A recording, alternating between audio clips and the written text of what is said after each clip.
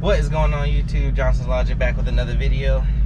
Just wanted to come talk to y'all about my fantastic week at Prime, leasing here with Prime Inc. You know, as y'all know, I've been kind of not recording these past couple weeks. I've really been focused, as you guys know, I just picked up a brand new student. Been really focusing these first couple of days on my student. No really any extracurriculars, I watch my friends' YouTube videos, but outside of that, I haven't put out any content. I haven't recorded any content because I wanted my full attention on the student until, both her and I were comfortable. And, we've reached that point. So now I can, start to pre-record content again. I'm probably going to step away from the editing, at least for now. I've ordered some more gear for my iPad to make it a little bit easier for me to edit. I bought a external hard drive and also bought an adapter, but I just found out that adapter is the wrong adapter, so I couldn't use it. So I ordered the right adapter, and it's currently being shipped, and it's been delayed by 2 weeks, and I also haven't been home, but that's neither here nor there. But I'm here to talk about how I went into the hole. Like, even all that planning. So as y'all know, I took the first week of April, I took 10 days off, and I planned it exactly to where I wouldn't go in the hole. I ran 2 loads right before I went home, and I purposefully didn't upload it for that week. That way I had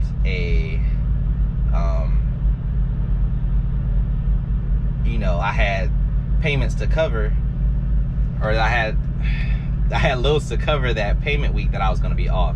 So I planned it strategically where I would not go into the hole on that week, and I strategically planned my home time on the days where when I leave, that week will be covered, and then when I come back, I'll have a full pay week of that I can run loads to not be in the hole that week either. So my plan went flawlessly. I had my 10 days off, all expenses covered, and I even still had a paycheck, and I didn't do work for that week. Came back from off the road, had a couple of loads, couple short hops, but that's okay because I was solo at the time. Covered it for that week. I was scot-free. My first time taking more than 2.5 to 3 days off when I was a company driver. Successful, not to go in the hole, because y'all can call me dumb, y'all can call me smart, whatever y'all want. I actually don't have an e-fund because of reasons.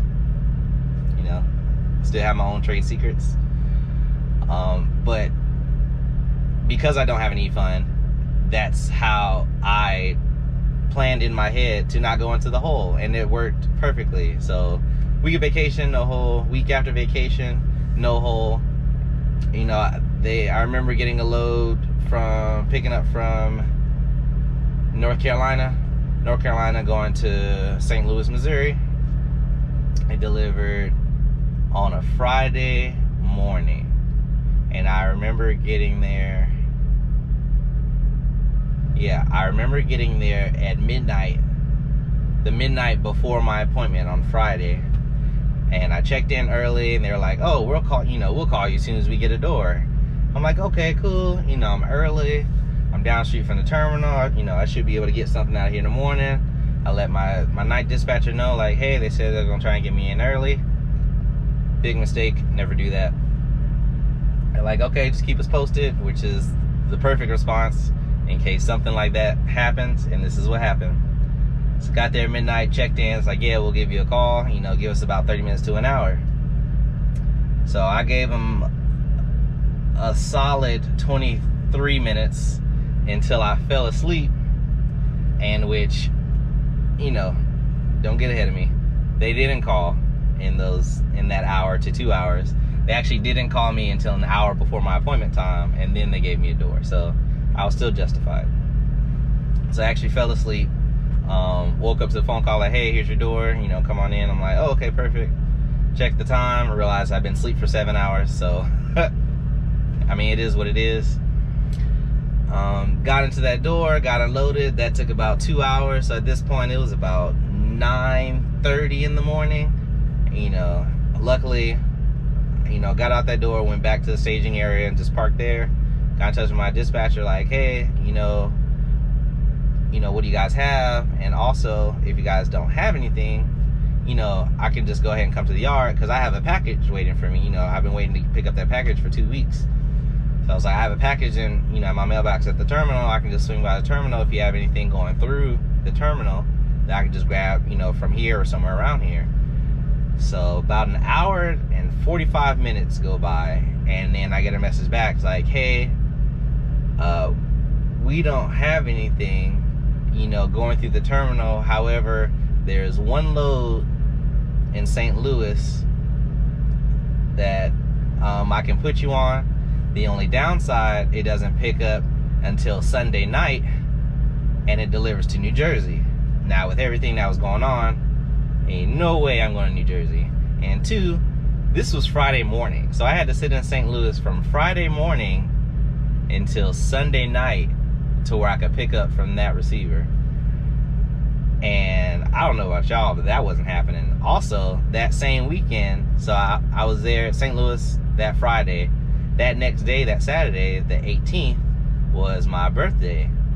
And so I took it upon myself to say nope, because I'm not going to, you know, my truck doesn't go northeast, you know, especially now with everything that's going on. Because if I would have took that load to New Jersey, yes, I understand what's going on, and loads are, you know, people say that loads are slow. You know, personally here at Prime, we have contractor freight, so like, it's about the same for us. You know, it might be a little bit, you know, we might not get immediate pre-plans and, you know, immediate plans like we used to, but we definitely still have loads moving. But you know, I wasn't going to sit in St. Louis from Friday morning to Sunday night on my birthday weekend for sure. So I turned that load down, and I let him know. I'm like, hey, well, can I, you know, is there a way I get paid, you know, driving 3 hours to the terminal? And he's like, nope. And I'm like, cool. So I drove to the terminal. And, you know, so I'm like, you know, and a lot of people have a huge thing like, oh, you're wasting money doing that. And I'm like, no, I'm not. Because either, you know, I pay to move my truck to the terminal, which I had plenty of fuel, so I didn't even have to get more fuel, because that's how I, you know, plan my loads. I didn't even have to get more fuel. Went to the terminal, and that was it. I spent the whole weekend in the terminal because there were no loads. So, yeah. I sat at the terminal from Friday. I ended up getting a hotel because I had to get work done to the truck. So my truck was in the shop Saturday for my birthday and Sunday. So it was at the terminal Saturday, and then Sunday I had an appointment with the Freightliner dealership. So then I ended up picking up my student, in which that was on my last video. That was that Monday. So I sat that whole weekend. Keep in mind, I only had that one load, and it didn't even pay that well. So I actually ended up going in the hole. And even worse, since I only had that one load that didn't pay well, I went into the hole on top of being a team truck. So I already knew I was gonna be in the hole. I knew for sure. So that first settlement, I saw how much I was in the hole. You know, it was north of $1,000, not much farther north, but more than $1,000. So I'm like, okay, well, I'm back training. I'm gonna bounce back. Sure enough, you know, ran super hard that week. You know, of course, with another driver on the truck, your miles are gonna go up, your fuel's gonna go up. You know, a lot of your expenses as a lease operator pretty much double. So my first week having my student on the truck, you know, finished out the week strong. I felt like it was strong. Apparently not. But, you know, of course, the students get their guarantee of $700 every week. If they make more, then they make more. If they don't, then they make $700. So we ran our loads. You know, we picked up, load didn't even pay that well, but it had a lot of time on it and gave me time to actually work hands-on with my student. picked up from the terminal, going to California, and it was paying just over the guarantee. I think it was paying like $1.03, $1.04 a mile.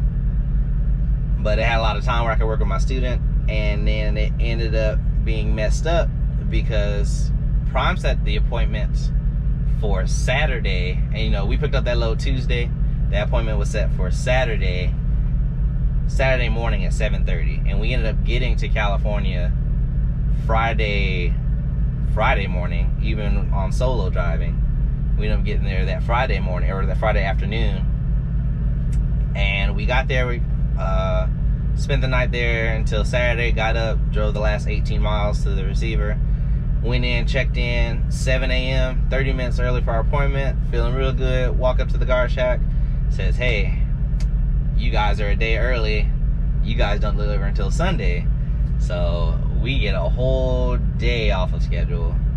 So we got that low paying load for that pay week, didn't deliver until Sunday. Got a pre-plan, cool.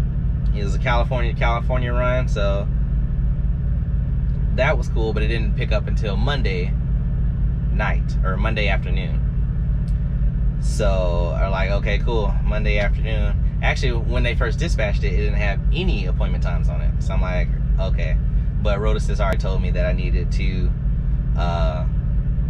the trailer that I was under needed repairs done. So we ended up going, you know, to get the repairs done.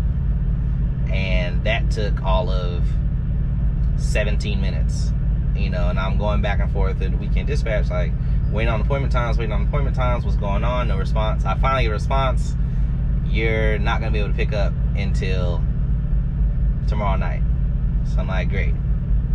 Which, you know, we were able to squeeze that load in on that past week. End all be all, because this video is getting too long. Ended up going in the hole by 1,000. Ended up getting myself out of the hole, or, you know, we as a team truck was able to actually get myself out of the hole. Like, so we were able to earn enough revenue to cover that week's expenses, as well as get myself out of the hole. And my check was $138. So at first, yeah, I wasn't mad. I was sad.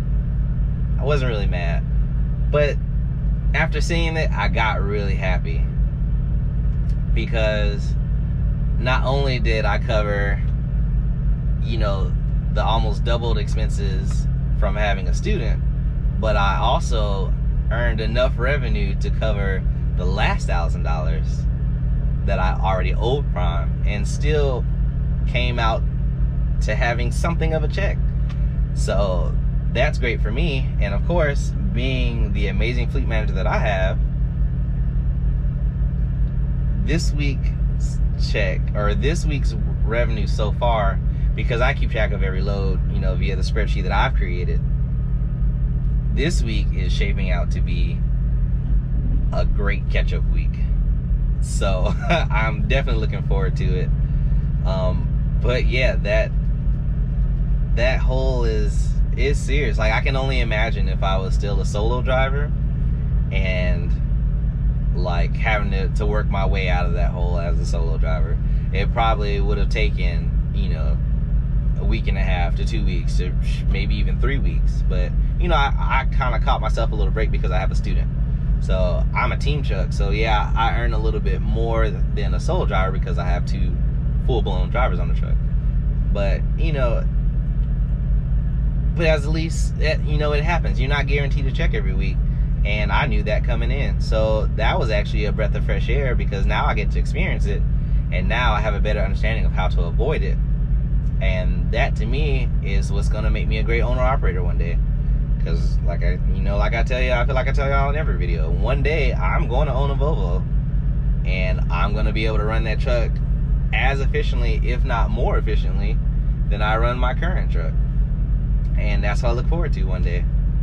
But just, I would love to say it was a quick video, but as you see, we're at the 15-minute mark, and no, I'm not editing it. So y'all take care, y'all be easy, and, you know, stay safe out there. Peace.